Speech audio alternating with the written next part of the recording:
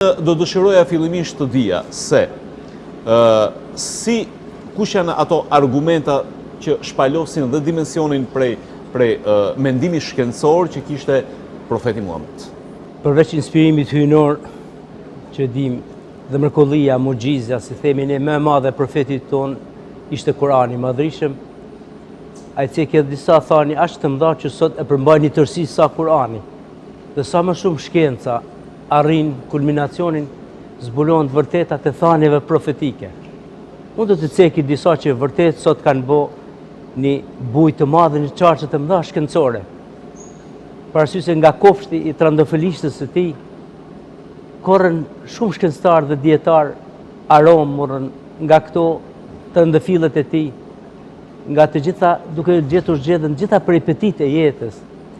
Prandaj ai është mësuesi, siç e quajnë disa, trupor por edhe shpirtëror. Dhe jo si sahabët kur pyetën ç'na këshillon Rasulullah, thanë dy gjëra të cilët njeriu nuk ja di vlerën, shëndeti dhe koha e lirë.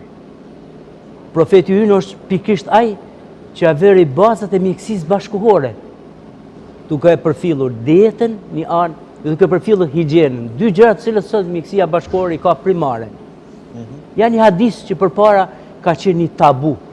Dhe djetarë thoshin, mos e thosh një kësën, ndoshta është diçka mprapametur.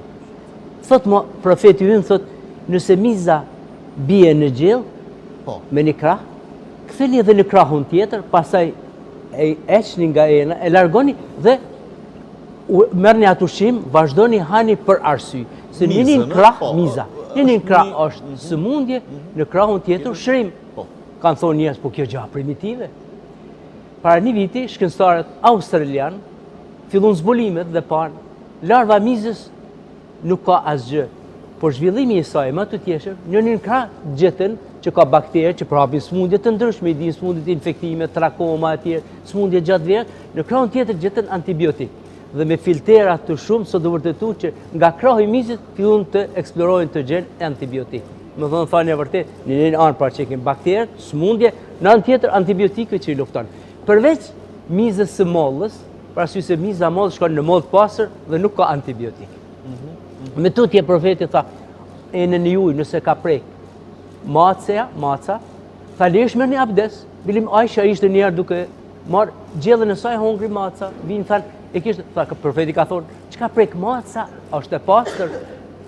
Mikrobiologët amerikanë bënë një studim thellë, 8 biologë të shuar, morën dhe analizuan pshtymen, gjuhën, gojën e macës, një anë, të qenit dhe të njeriut, dhe në mënyrë mikroskopike, në mënyrë spektakulare vërtetuan që vetëm gjuha e macës është plotësisht e pastër. Në radhën e dytë vjen e njeriut, ka më shumë bakterie, në radhën e tetë e qenit që është më e ndotur. Pra një hadith më shtor më vetë që tregoj që maca, pshtymen e saj edhe prej i myt edhe gjitha bakteriet tjera.